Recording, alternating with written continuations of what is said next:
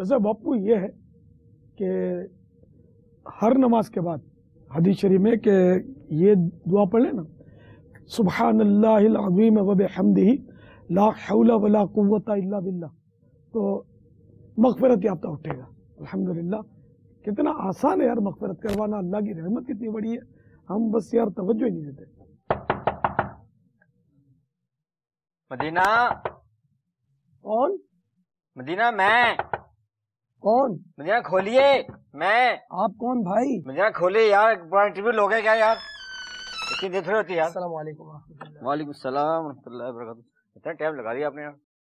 Medina तो बात में बता दो वापस। आइए तशरीफ लाइए। माशाअल्लाह, वालेकुम अस्सलाम व रहमतुल्लाहि व बरकातहू। सुभान अल्लाह। कैसे? अल्हम्दुलिल्लाह अला कुल्ली हाल। कुछ अर्ज करता हूँ। दरवाजे पे दस्तक जब दी तो अंदर से अगर पूछे कि कौन, तो ये ना कहे कि मैं। सरकार सल्लल्लाहु तआला अलैहि वसल्लम को ये जवाब ना पसंद था, बल्कि अपना नाम बताएं। अब देखें ना, आप मैं हूं करेंगे तो अब जरूरी है कि जो अंदर है वो आपको पहचान ले, इसलिए नाम बताना चाहिए।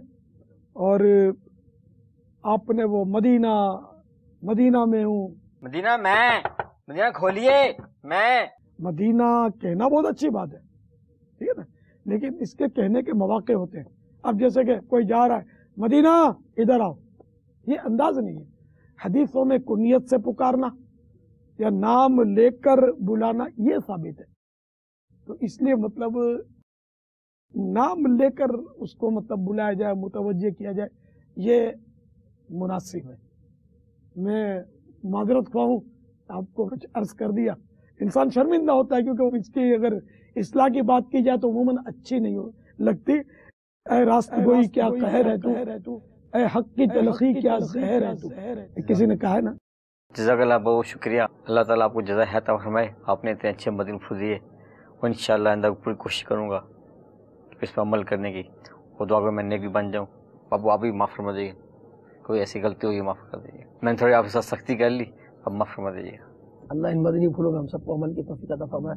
बहुत कीमती मदनी फूल बाबा ने अता फरमाया हमें। जज़ाकल्लाह। सल्लू अलल हबीब सल्लल्लाहु तआला अला मुहम्मद। मुझे अपनी और सारी दुनिया के लोगों की इस्लाह की कोशिश करनी है इंशाअल्लाह।